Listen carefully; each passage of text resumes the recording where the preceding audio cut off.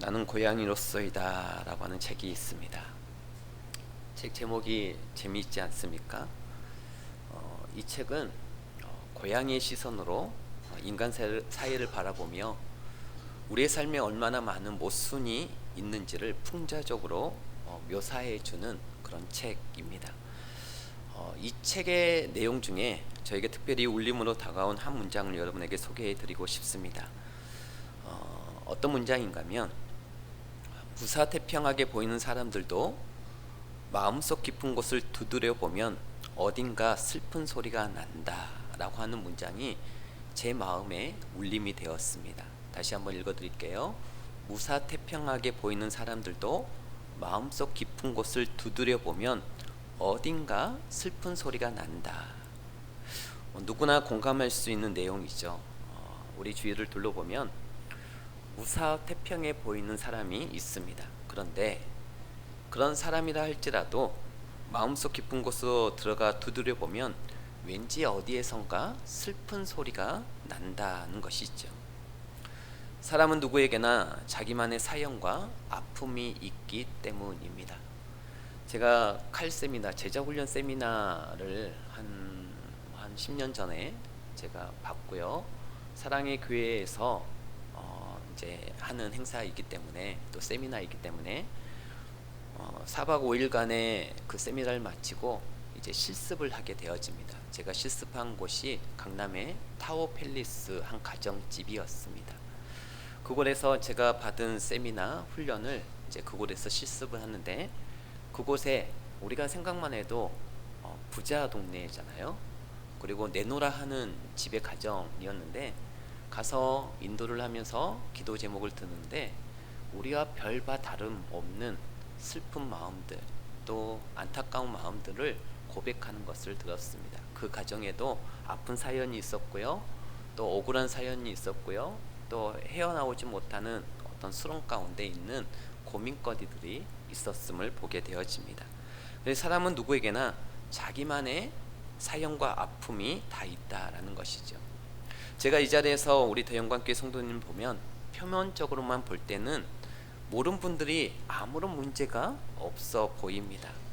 심지어 미소를 머금고 계신 분들도 이 자리에 참 많이 있습니다. 그러나 어쩌면 여러분들 마음속 깊은 곳으로 들어가 그 문을 두드려 보면 여러분의 마음속에도 슬픈 소리가 날 것입니다.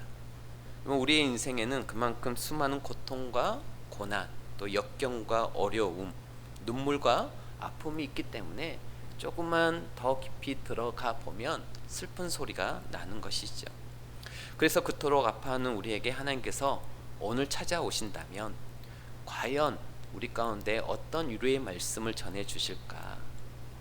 우리 오늘 말씀을 통해서 하나님의 음성의 귀를 기울여 보기를 원합니다. 그리고 이 말씀을 통하여 그리스도 예수 안에 있는 참된 치유와 위로를 경험하는 우리 모든 성도님들이 되시기를 주의 이름으로 축복합니다. 우리의 삶에는 균형이 참 중요합니다. 균형이 잘 맞아야 우리는 비로소 건강하게 살아갈 수 있기 때문이죠. 여러분의 직장 생활을 떠올려 보시기를 바랍니다. 일과 쉼의 균형이 맞아야 우리가 건강하게 살아갈 수 있지 않겠습니까? 우리의 식단에서는 탄수화물과 단백질의 균형이 잘 맞아야 우리의 몸이 건강을 유지할 수가 있습니다. 자녀와의 관계에서는 조언과 격려의 균형이 잘 맞아야 또 우리 아이들이 정서적으로 건강하게 자라날 수 있지 않겠습니까? 이와 같이 삶의 모든 영역에서 이 균형은 참 중요합니다. 우리의 신앙생활에서도 마찬가지입니다. 그렇다면 구체적으로 어떠한 영역에서 우리의 균형이 맞아야 할까요? 신앙에 관해서도 여러 가지 균형에 대해서 말할 수 있겠으나 우리는 그리스도인으로서 가장 먼저 하나님의 은혜를 잘 받아야 합니다. 하나님의 은혜를 잘 섭취해야 하죠. 그와 동시에 하나님의 영광을 위해서 우리의 삶을 잘 드러내야 하는 것입니다. 이게 건강한 균형인 것이죠. 이와 같이 믿음과 이 드림의 균형이 잘 맞았을 때, 이 받음과 이 드림이 균형이 잘 맞았을 때 우리는 비로소 건강하게 그리고 능력 있게 살아갈 수 있습니다. 그래 오늘 주시는 이 은혜를 여러분들 잘 받으시고 또 우리의 삶 가운데 잘 적용하여서 주의 영광에 드림이 되는 건강한 신앙인들이 다 되시기를 주의 이름으로 축복합니다. 오늘 우리가 읽은 이 마가복음 1장 1절은 신앙생활하기에 매우 어려운 상황에서 예수 그리스도라고 하는 이름이 등장하고 그리고 복음이라는 단어가 등장하고 있습니다. 예수 그리스도 복음. 여러분, 제가 여러분께 하나 질문을 하겠습니다. 여러분, 복음이란 뭘까요? 여러분, 수없이 많이 복음을 들어오셨는데 복음이란 뭘까요? 예수 그리스도. 네, 어떤 분들은 맞습니다. 어떤 분들은 이 질문을 받았을 때 왜 저렇게 쉬운 질문을 던지냐라고 생각했을 것이고, 또 어떤 분들은 심히 당황했을 것입니다. 알고는 있지만 그것을 어떻게 설명하기가 참 애매하기 때문에 당황했을 수도 있을 것입니다. 여러분, 복음이란 무엇입니까? 저는 모태신앙이어서 아주 어릴 때부터 예수를 믿고 난 이후에 언젠가 제 머릿속에 아주 강렬하게 아로새겨진 이 복음에 대한 정의가 있습니다. 그래, 누군가가 저에게 목사님, 복음이란 무엇입니까? 라고 물어본다면 신학적으로도 설명할 수 있겠지만, 어떤 사람이 제게 묻기를 목사님에게 개인적으로 다가온 이 복음을 목사님은 어떤 말로 말할 수 있습니까? 라고 묻는다면 저는 이렇게 대답합니다. 복음이란 내게 어떠한 위치, 어떠한 형편에 있든지 예수 그리스도가 나를 사랑하신다라고 하는 사실, 저는 이거를 복음이라고 말합니다. 내가 어떠한 위치, 어떠한 형편. 옛날에는 조금 더 심한 말을 집어넣어서 이렇게 말을 했는데요. 내가 어떠한 위치, 어떠한 형편, 어떠한 꼬라지에 있든지 하나님이신 예수 그리스도께서 저를 사랑하신다라고 하는 이 사실, 이것이 복음이다라고 얘기를 했습니다. 우리 한번 같이 따라서 해볼까요? 내가 어떠한 위치, 어떠한 형편에 있든지 예수 그리스도가 나를 사랑하신다라고 하는 사실, 이게 복음이라고 저는 정의합니다. 여러분, 나를 사랑해 준 사람이 없다면, 우리가 살아가면서 나를 사랑해 준 사람이 없다면 절망이죠. 나를 믿어주고 사랑해 주는 사람이 없다면 우리는 일어설 힘이 없을 것입니다. 그만큼 사랑은 위대한 거죠. 그러나 하나님이신 예수님이 나를 사랑하신다. 여러분, 제가 실수를 많이 할 때도 있고요, 또 때로는 포기하고 싶을 때도 있고요, 또 낭망하여 힘이 하나도 없어서 아무것도 하기 싫을 때도 있지만, 그럼에도 불구하고 이 세상을 살아가는데 포기하지 않는 이유가 있다면요, 주께서 나를 사랑하신다라는 사실이에요. 주께서 나를 사랑해 주는 그분이 있기 때문에 다시 일어설 수 있는 것이죠. 주께서 나를 사랑하고 있구나라고 하는 이 사실 때문에 저는 살아갑니다. 저에게 그것이 복음인 거죠. 여러분, 복음은 나를 살게 하는 것입니다. 여러분, 우리가 복음에 대해서 아직은 뭔지 모르고 있는 분들이 계실지 모르겠지만, 분명히 그 복음이 나에게 들어오면, 또 나의 그 마음에 꽂히게 되어지면 복음은 분명히 나를 살게 해준다라는 것이죠. 그래서 그 복음은 절망에서 소망으로, 낙심에서 일어섬으로, 아픔에서 기쁨으로 변화시켜 주게 되어집니다. 그래서 어떤 사람에게 복음이 뭐냐 그러면, 예수 그리스도가 나의 죄를 위해 죽으시고 부활하시고, 보통 이제 이렇게들 얘기합니다. 맞습니다. 틀린 것이 아니고 그것이 절대 진리입니다. 그것이 절대 진리지만 그 복음이 어떻게 나에게 어떻게 적용되는가가 참 중요합니다. 물론 적용되는 것이 더 중심적인 것이 아니고 복음 그 자체가 더 중요합니다. 그러나 예수 믿는 사람에게는 적어도 이제는 그 적용점이 매우 중요한 거죠. 우리는 어떻게 이 복음을 적용해야 하는가, 내 삶 가운데서 이 복음을 어떻게 삶 속으로 연결해야 하는가. 그래서 저는 내가 어떠한 위치, 어떠한 형편에 있든지, 어떠한 꼬라지에 있든지 주께서 나를 사랑하시고 인도하신다, 나를 사랑해 준 사람이 있다라고 하는 그 사실 하나가 저를 일으키게 만들고 소망으로 나아가게 한다라는 것이죠. 여러분, 지금 우리의 모습이 어떤지, 우리의 마음이 어떤지 모르지만, 어떤 상황 가운데 있는지 모르지만 주께서 여러분 그대를 사랑하신다라고 하는 것이 복음이라는 것입니다.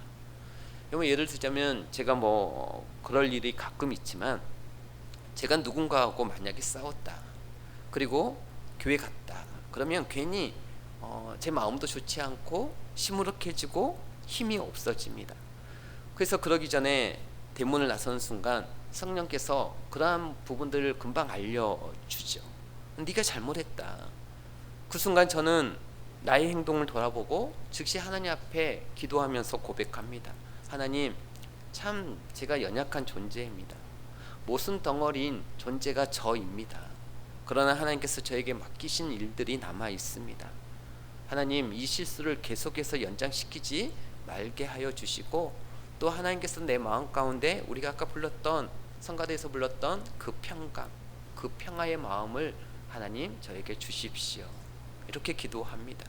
그러면 다시금 이 자리에서 하나님 앞에 회개하고 각성하며 저의 죄를 고백하는데, 그 시간 이후로 주께서 나를 사랑하시고 용서하심을 하나님께서 이 시간 확증하오니, 제가 교회 가서 해야 할 일에 대해서는 하나님의 영광 가리지 아니하고 최선을 다할 수 있도록 하나님 허락해 주십시오 하고 기도하는 거죠. 그리고 교회에서는 또 열심히 사역하고요, 또 싸웠던 사람에게 가서는 그때 내가 잘못했다라고 용서를 구하게 되어집니다. 그래서 저는 복음이 이런 것이 아닐까라고 저는 생각하게 되어지는 거죠. 우리가 넘어졌다가도 하나님이 주시는 그 복음으로 인해서 다시 일어서는 힘, 그게 복음인 것입니다. 복음은요, 금방 넘어졌다가 금방 일어나는 힘, 그게 하나님이 내 마음을 아시기 때문에 하나님께서 일으켜 세워주시는 것이고, 하나님께서 잡아주시는 것이거든요. 하나님은 우리의 존재를 다 알고 있어요. 우리가 얼마나 연약한, 정말 얼마나 모순 덩어리라고 하는 것을 우리 하나님은 다 알고 있습니다. 내가 얼마나 연약한 존재인가를 알고 있어요. 내가 어떤 문제가 있는지 다 알고 있다라는 거죠. 찬송가에서, 우리가 아까 부른 찬송가에서 이렇게 얘기하잖아요. 내 모습 이대로 주 받으옵소서. 그렇죠. 그런 것입니다. 우리 따라서 한번 해볼까요? 다시 한번. 복음이란 내가 어떠한 이치, 어떠한 형편에 있든지, 네, 정말입니다. 이 사실 때문에 저는 살아가고 있습니다. 그리고 나에게 주어진 어떤 일들을 포기하지 않는 것이죠. 앞으로 저와 여러분이 같이 말씀을 보면서 더욱 감사하겠지만, 아무튼 이 사실이 저의 인생을 확 바꾸어 놓았습니다.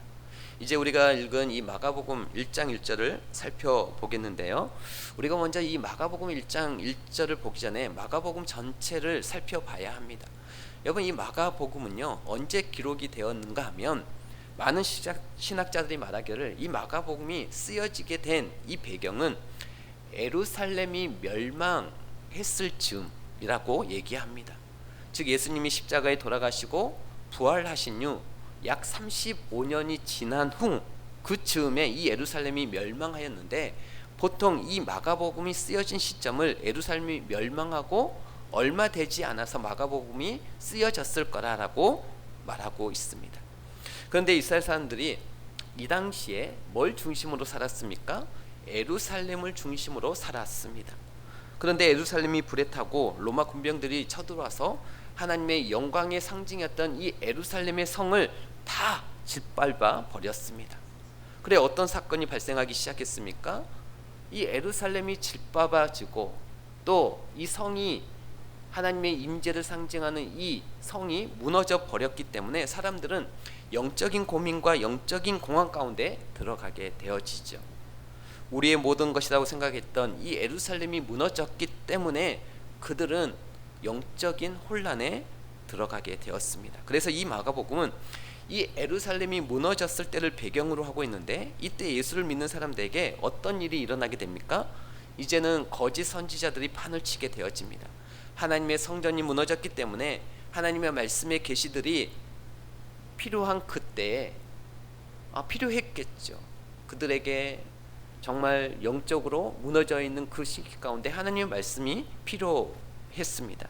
그래서 많은 거짓 선지자들이 나타나서 내가 그리스도라, 내가 세계를 주노라 하면서 많은 거짓 선지자들이 판을 치고 있었던 때였습니다. 다른 말로 하면 이건 뭘 말합니까? 정신적인 공황을 말하고 있습니다. 영적인 공황 상태를 말하고 있는 것이죠. 그래서 거짓 선지자들이 크리스찬을 유혹하고 자기의 길, 쾌락의 길, 자기 마음대로 그냥 살아가는, 또 로마와 타협하는 길을 가르쳐 주었던, 거짓 선지자들이 많이 나타나서 영적인 혼란을 가르쳐 주었던 시대였다라는 것입니다. 영적인 부재입니다. 구심점이 사라져 버린 것이죠. 정신적인 혼란의 상태였다라는 것입니다. 또 어떤 일이 일어났느냐 하면 로마의 군병들과 유대인들이 예수님을 믿는 소수의 사람들을 핍박하던 시대였습니다. 그래서 예수님을 믿던 소수의 사람들은 무척 핍박을 많이 받았는데 로마의 군인들에게 징집을 당하고 또 나라에서 부여하는 고된 노력, 무거운 세금, 그런데 너무 버거워서 세상 속에서 탄식하고 있었고, 또 한편으로는 유대인들이 율법을 섬기지 아니하고 십자가에 죽은 예수를 따른다라고 해서 그들은 예수 믿는 사람들에게 조롱을 가하고 또 인치를 가하고 핍박을 주던 시대였다라는 것이죠. 그런 시대에 이 마가복음이 쓰여졌습니다. 우리는 이런 상황 가운데 이 마가복음이 쓰여졌다라고 하는 것을 기억해야 합니다. 이런 상황입니다. 또한 여러분, 이 마가복음을 기록할 때는 예수를 믿는 사람이 대다수의 사람이 아니었고 소수의 사람이었습니다. 그래서 거대한 세상의 정치와 그들의 어려운 험난한 이 모든 것들이 누구를 괴롭힙니까? 소수의 그리스도인들을 괴롭혔던 그런 상황 가운데 이 마가복음이 소수의 그리스도인들에게 이 마가복음이 전해졌던 것이죠. 정치적으로 위협하고 종교적으로 위협당하고, 그리고 거짓 선지자들이 그들의 영혼을 더럽히고 힘겹게 만들고, 그래서 어떤 의미에서 전후 좌우 사면이 장벽으로 덮여 쌓여 있던 것처럼 힘들게 살았던 사람들이 바로 이 마가복음을 읽고 있는 그 당시의 청중이었습니다. 이게 이때 당시의 상황이었던 것이죠. 그런데 이때 상황은 지금의 상황들처럼 예수 믿는 사람들이 주님만 찬양하고 주님만 예배할 수 있는 그런 상황이 또한 아니었다라는 것을 우리가 기억해야 할 것입니다. 마음대로 신앙생활을 할 수 있는 그런 상황이 아니었습니다. 그런데 여러분, 혹시 우리도 상황은 틀리지만 어떤 부류의 상황 속에 여러분들 있지 않습니까? 여러분, 우리가 먹고 사는 일이 참 힘들어요. 삶이 힘들어요. 직장에서 계속 요구되어지는 업무에 따른 여러 가지 고난, 또 편안해야 할 가정과 교회에서의 어떤 불편함, 또 세상으로부터 오는 여러 가지의 유혹들, 또는 세상에서 유혹하는 어떤 쾌락과 즐거움, 이런 것으로 우리가 자꾸 우리의 마음이 빼앗기는, 또한 우리의 마음을 파고드는 이 물질의 욕망. 그래서 날마다 우리는 무릎 꿇고 기도한다라고 하지만 어느덧 나의 뒷문으로 들어온 나의 욕심들의 포로가 되어서 내 속 사람의 법으로서 하나님을 즐거워한다라고 하지만 내 육신은 육신의 법에 속하여 육신의 법에 죽어가고 있는 이 영적인 공황 속에 고통하고 신음하는 우리의 자신들의 모습이 어찌 보면 그때 당시에 형태적으로는 틀릴 수 있겠지만 그 모습은 비슷할 수가 있다라는 것이죠. 영적인 공황 가운데 있는 마가복음의 그 당시의 청중의 모습이 우리들 상황일 수 있다라는 것입니다. 여러분, 이럴 때 뭐 형태적으로는 틀릴 수 있겠지만 우리가 어떤 심리적인 상황이 비슷하다고 했을 때, 이럴 때 이런 상황에서 우리는 어떻게 하면 좋겠습니까? 이런 영적인 어려움과 힘겨운 상황들이 몰려올 때 우리는 어떻게 해야 할까요? 어떻게 하면 좋겠습니까? 그래서 마가는 그런 사람들에게 주는 메시지를 쓰기 시작합니다. 그게 뭘까요? 마가가 강조하는 게 우리가 읽은 1장 1절이라는 것이죠. 복음과 그리스도라고 하는 단어입니다. 여러분, 오늘 우리가 이 마가가 우리에게 강조하는 것은 마가복음 1장 1절에서 그 강조점을 우리가 발견해야 합니다. 단순히 마가복음 1장 1절은 한 문장으로 쓰여진 한 구절이 아니라 마가복음 전체를 규정짓는 그런 주제어와 같습니다. 마치 영화의 타이틀과 같은 그런 제목의 1장 1절인 것이죠. 그래서 이 타이틀 하나만 읽으면 마가복음이 어떻게 기록될 것인지를 보여주는 하나의 시금석요, 하나의 밝혀지는 길이라고 말할 수 있습니다. 그래서 마가복음 1장 1절을 무엇을 설명하느냐? 마가복음 1장 2절에서부터 16장 전체를 설명하는 그 포커스가, 그 주제가 담긴 게 마가복음 1장 1절이라는 것이죠. 그러므로 마가복음 1장 1절에서 마가가 오늘날 어려움을 당하고 고통을 당하고 있는 그 상황 속에 있는 사람들에게 어떻게 이루하고 어떻게 상황을 이길 것인지를 설명하고 있다라고 하는 것을 말하고 있는 구절이 1장 1절입니다. 우리에게 동일하게 주어지는 말씀이라는 것이죠. 여러분, 우리의 상황이 힘드십니까? 제가 많은 사람들과 대화해보면 세상 속에서도 그렇지만 우리 믿는 우리 그리스도인들 속에서도 많이 힘들다라고 하는 얘기를 많이 듣습니다. 여러분, 오늘 말씀을 우리가 그래서 눈여겨봐야 되는데요, 1장 1절에서 무엇을 강조하고 있는가 하면, 마가가 강조하는 게 뭐냐면 하나님의 아들 예수 그리스도, 그 다음에 무슨 글자가 나와 있습니까? 복음의 시작이다라고 하는 말이 있습니다. 여기서 중요한 것은 예수 그리스도와 복음이라고 하는 단어입니다. 다시 말하면 오늘날 고통을 당하고 정신적인 공황이 있고 또 어려움이 있을 때 예수 그리스도를 믿는 것만으로도 힘겹게 살아가는 그 백성에게 위로하기 위하여 편지를 썼는데, 이 마가복음을 그래서 썼는데, 이 마가복음이 강조하고 있는 게 뭐냐? 너희들 힘들지, 힘내라, 단순히 이런 말이 아니라 마가가 강조하고 싶었던 게 두 단어라는 것입니다. 그게 뭐냐? 예수 그리스도를 기억하고 복음을 기억하라라는 것입니다. 예수 그리스도를 기억하고 복음을 기억하라. 이것이 바로 상황을 이겨내고 이길 수 있는 힘이다라고 마가는 기록하고 있다라는 것입니다. 여러분, 누구를 기억하라고요? 예수 그리스도와 복음입니다. 영적인 부재 속에 있는 그리스도인과 또 고통과 고난을 당하는 이 그리스도인들에게 승리의 그 길, 승리의 확신을 더하기 위해서 이 마가복음을 기록했다라는 것이죠. 그런데 이 마가복음의 1장 1절의 이 번역을 우리가 좀 잘 해야 합니다. 제가 번역을 한 번 더 해보겠습니다. 눈으로 따라 해보시기 바랍니다. 하나님의 아들 예수 그리스도의 복음의 시작, 여기까지 번역이었습니다. 제가 무슨 글자를 빼버렸습니까? 다시요. 하나님의 아들 예수 그리스도의 복음의 시작, 제가 무슨 글자를 뺐습니까?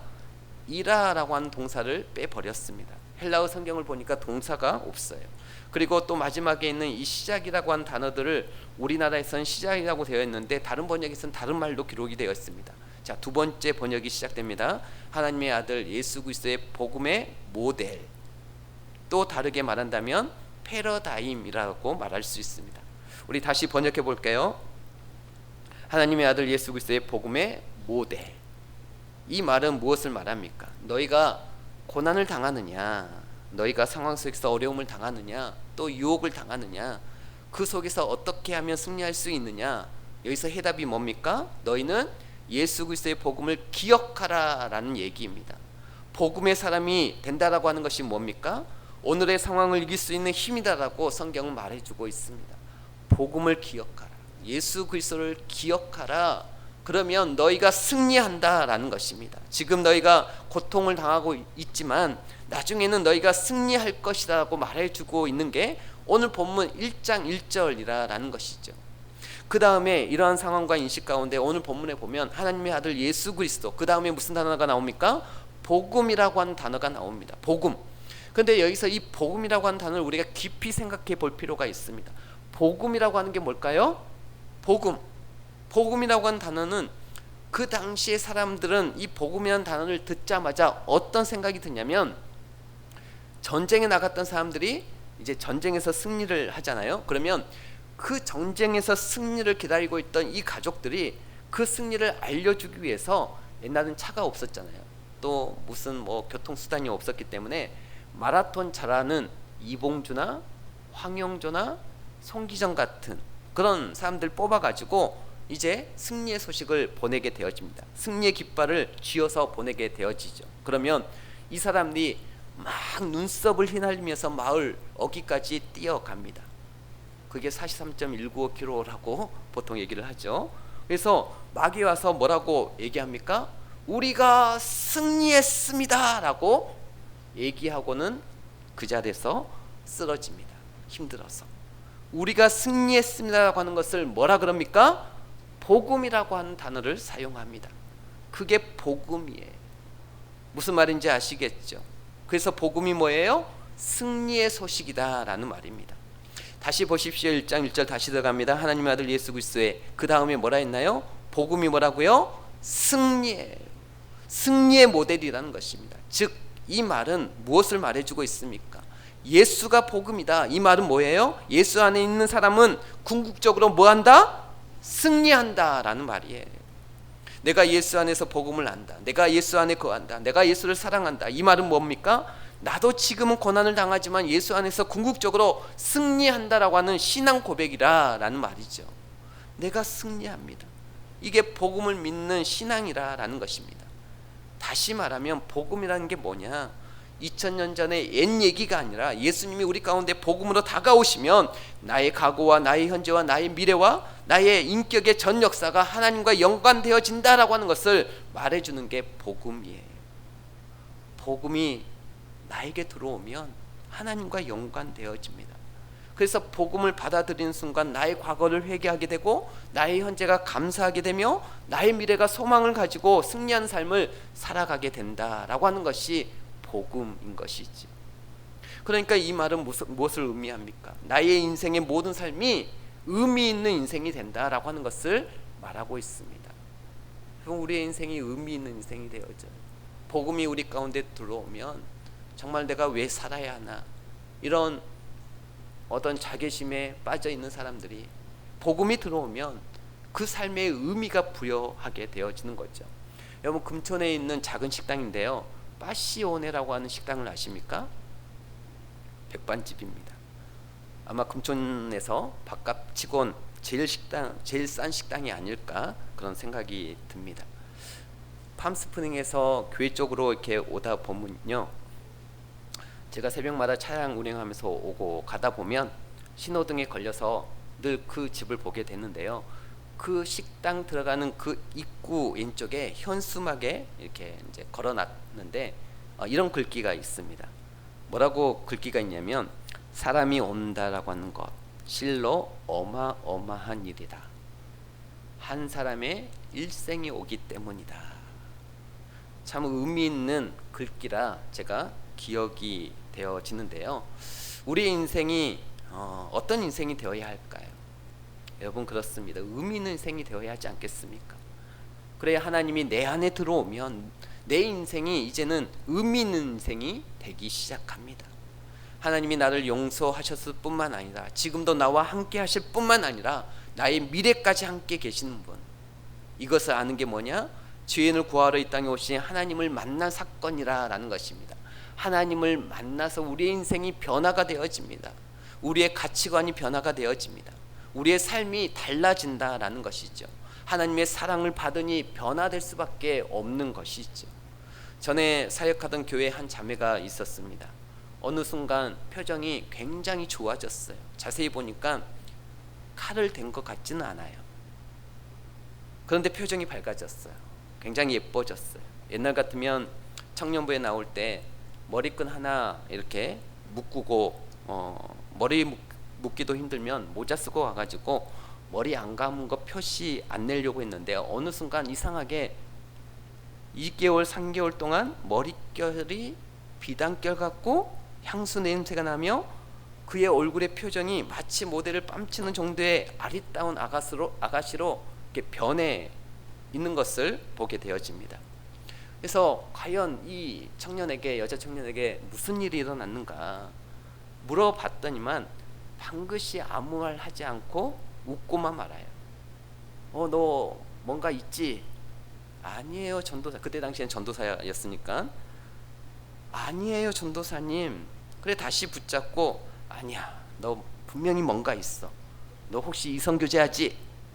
아니에요, 전도사님. 그러면서 전도사님만 하세요? 그다음부터는 쏟아내기 시작합니다.